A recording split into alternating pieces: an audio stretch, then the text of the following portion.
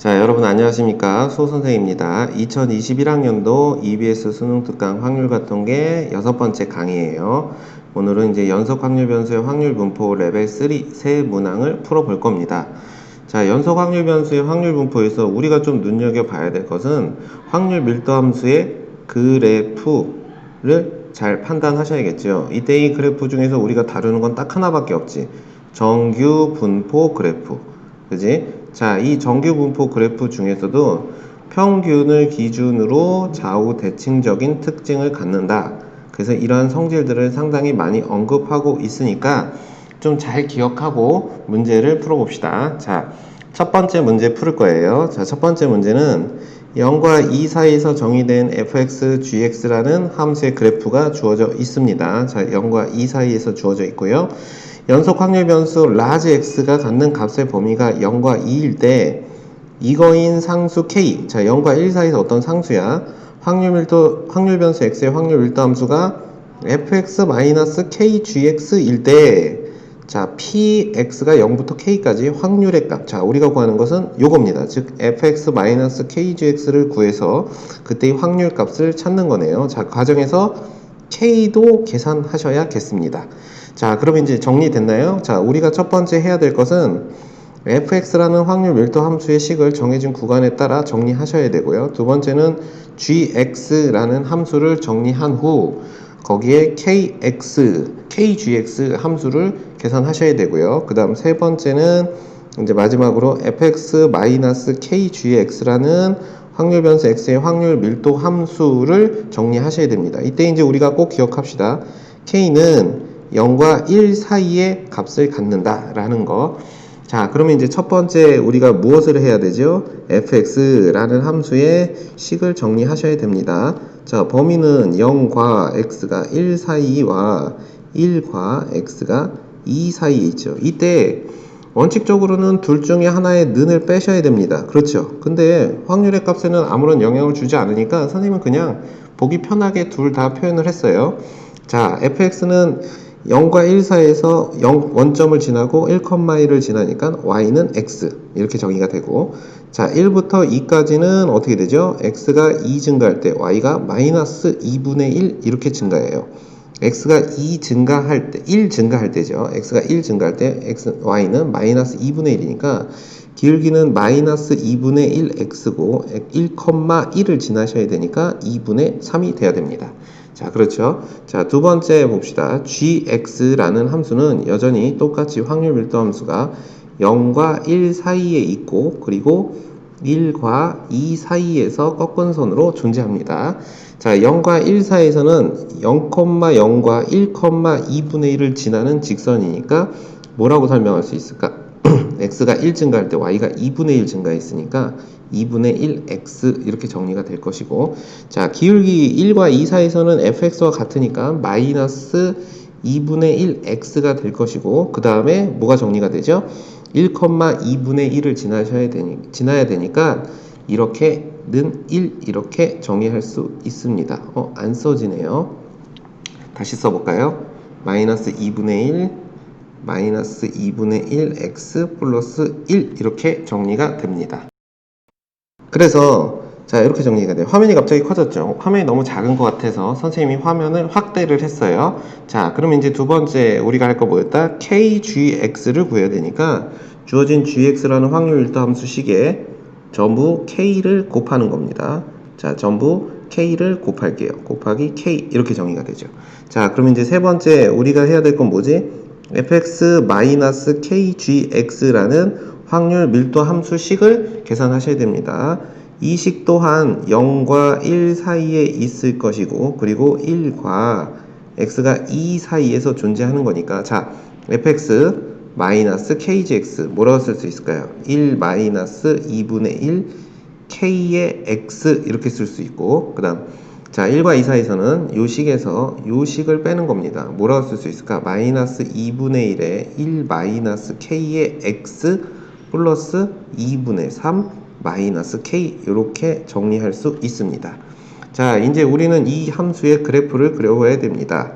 자 그래프를 그려보시면 자 0부터 y축 그리고 x축 그려서 자, 이렇게 정리될 거예요. 여기가 원점이고, 자, 여기가 원점이고, 여기가 1, 여기가 2인 점. 자, 첫 번째는 이제 원점을 지났고, 자, x에다 1을 넣으면 1 마이너스 2분의 k인 이 점을 지나는 직선이니까 이렇게 생겼고요. 그 다음에 이제 x에 1을 넣어볼게요. 1부터 2 사이에서 x에 1 넣으면 마이너스 2분의 1에 1 마이너스 k 플러스 2분의 3 마이너스 k 이렇게 되니까 얼마가 돼요? 1 마이너스 2분의 k. 자, 이 점을 지나게 됩니다. 그 다음 이제 끝각 x 이퀄 2를 대입해보면 어떻게 설명할 수 있을까? 2를 대입하면 마이너스 2분의가 아니죠. 2가 약분되니까 마이너스 1 플러스 k 플러스 2분의 3 마이너스 k 이렇게 되니까 이 값이 2분의 1 이렇게 돼요. 자, 이때 중요한 건 뭐냐면 1 마이너스 2분의 k는 k가 0과 1 사이에 있죠.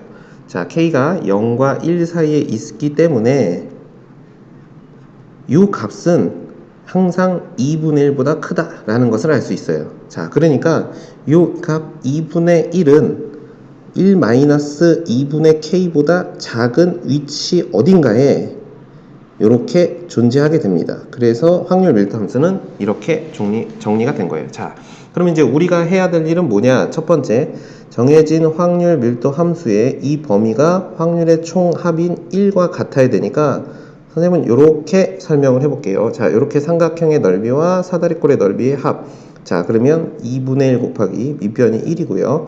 그 다음 높이가 1 마이너스 2분의 k. 이렇게 정리가 되죠. 그 다음에 플러스, 자, 사다리꼴의 넓이 2분의 1에다가 윗변 2분의 1, 그 다음 플러스 아랫변 1 마이너스 2분의 k. 자, 그 다음에 높이 1, 이 값이 1이라고 정리할 수 있습니다. 자, 이 식을 정리를 해보시면 이때 이 k의 값은 2분의 1이다 라고 얘기할 수 있습니다. 자, k가 2분의 1이면 자, 이제 설명이 어떻게 되냐면 요 값은 얼마가 될까요? 4분의 3 이렇게 정리가 될 수 있겠죠. 자, 그럼 이제 내가 구하고자 하는 최종적인 값은 뭐가 된다? p 0부터 확률 변수 x가 k 값 2분의 1이죠. 2분의 1일 때까지 확률의 값을 정리하시는 겁니다. 자, 그러면 x가 2분의 1일 때, 자, 여기죠, 여기. 요 부분입니다. 자, 이 부분의 넓이를 계산하시면 되겠네요. 자, 그러면 2분의 1 곱하기 밑변이 2분의 1이고요. 높이는 어떻게 될까요? 자, 여기다가 x에 2분의 1을 넣은 값이지. 자, k도 2분의 1이 되는 거고요. 자, 그러면 어떻게 될까요? 4분의 3 곱하기 2분의 1이니까 8분의 3 이렇게 정리가 돼서 이 값은 32분의 3이라는 값을 얻을 수 있고 우리가 찾는 정답은 2번 이렇게 정리할 수 있습니다. 자, 두 번째 문제 봅시다. 두 번째 문제.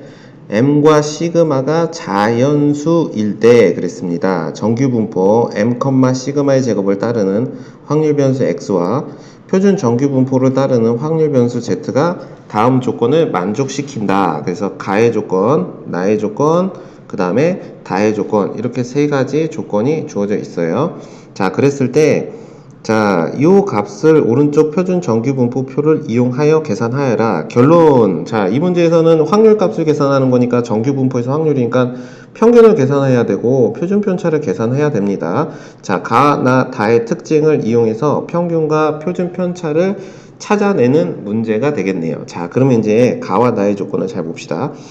자, 정규분포를 따르는 확률 변수 x가 32 이상 35 이하일 때의 확률값하고 35에서 38 사이일 때 확률값 중에서 이 값이 크다라고 이렇게 정의했어요. 자, 그 다음에 그 밑에 보면 32, 35가 29, 32보다 크다 이렇게 정리할 수 있겠네요. 자, 그러면 일단 이걸 가지고 우리가 대략적으로 한번 생각을 해보면 자, 확률 변수 x가 이렇게 있을 때 등장하는 값이 뭐지? 29가 있고요. 그 다음에 32가 있고 35가 있고 그 다음에 38 이렇게 있습니다. 자, 중요한 건 뭐냐면 지금 평균을 찾기 위해서 우리가 이걸 하는 건데 평균은 자연수입니다. 그러니까 29, 30, 29, 30, 31, 32, 33, 34, 35, 36, 37, 38 이들 중에 평균이 있다는 것을 가와 나의 조건 또는 다의 조건을 이용하여 얘기하는 건데 이제 먼저 생각을 해보자. 32부터 35까지의 확률값이 자 32부터 여기서부터 여기까지의 확률값이 35와 38 사이의 값보다 크고 29부터 32까지의 확률값보다 크게 되려면 당연히 정규 분포는 이런 형태의 값을 갖게 돼요. 그러니까 다시 말해서 이때 이 평균 값은 32나 33이나 34나 35 이 정도의 값을 생각해 볼 수 있어. 근데 이제 우리가 한번 생각을 해보자. 평균이 만약에 32라고 해봐. 32면 정규 분포의 그래프가 32에서 정점을 갖고 선생님 그림을 좀 극단적으로 그리는 것 같은데 자 32를 갖는다고 하면 29부터 32 사이의 확률이 32와 35 사이의 확률과 같게 돼. 그러니까 나의 조건에 맞지 않게 되지. 그러니까 32는 될 수 없는 거야. 같은 방식으로 하면 30 평균이 35가 될 때도 마찬가지로 가의 조건을 만족하지가 않으니까 일단 평균은 33과 34 사이 둘 중에 하나의 값을 갖게 된다 라고 설명할 수 있어. 자, 그러면 이제 두 가지 정규 분포표를 그려볼 거야. 첫 번째는 뭐냐면 평균이 33일 때의 그래프를 그려볼 거고 두 번째는 평균이 34일 때의 정규 분포를 한번 그려볼 건데 자, 한번 따져봅시다. 어떤 정규 분포가 이렇게 있는데 평균이 33인 거야. 그러면 34, 35, 36, 37, 38, 뭐 20, 32, 뭐 이렇게 값을 쭉 있다고 칩시다. 자, 두 번째는 34일 때. 자, 이제 평균은 대략적으로 찾았으니까 모두 고민해야 돼. 표준 편차가 자연수인데 이 값이 얼마인지도 우리가 한번 생각을 해 봅시다. 자, 그럼 이제 가와 나의 조건에 의해서 평균이 대충 33 아니면 34다라는 것을 알게 된 거고 이제 두 번째 다의 조건을 봅시다. 표준화했을 때 0부터 1까지의 확률값하고 0부터 2까지의 확률값 사이에 33과 35의 확률값이 있다 라고 얘기를 한 거지. 그럼 잘 보자. 만약에 이 조건을 만족하려면 표준화했을 때 자, 현재 확률 변수 x인데 표준화 했을 때 z 했을 때 자 여기가 0이 되는 거죠. 얘도 z로 바꿨을 때 이 값이 0이 되는 거야. 자 그러면 이제 봐봐. 여기가 0일 때 0부터 1까지에서의 확률과 0부터 2까지에서의 확률인데 이제 여기서 우리가 중요하게 보는 건 그럼 표준 편차는 얼만데? 라고 하면 이제 첫 번째 여기서 이렇게 생각해 봅시다. 표준 편차가 만약에 1이면 표준 편차가 1이면 요 값이 1이 되는 거고 요 값이 2가 되는 겁니다. 자 그러면 봐봐 0부터 1까지의 확률하고 0부터 2까지의 확률이 33부터 35 사이의 확률 자 그럼 여기가 35인데 다의 조건을 만족할 수 있을까요? 만족하지 않지. 그러니까 시그마 1일 때는 만족할 수가 없어. 그럼 시그마가 표준 편차가 2일 때 한번 해봅시다.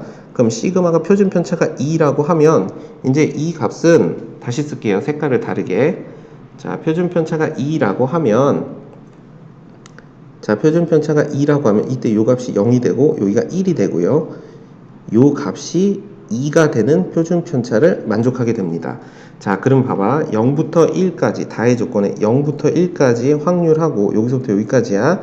그리고 1부터 2, 0부터 2까지의 확률 사이에 33과 35가 들어가 있나? 라고 하면 역시 만족하지 않는다 라는 겁니다. 이제 시그마가 3이 되면 어떻게 될까요? 완전 다의 조건을 만족하지 않겠지. 그러면 이제 평균은 33이 아니다 라고 판단이 되는 겁니다.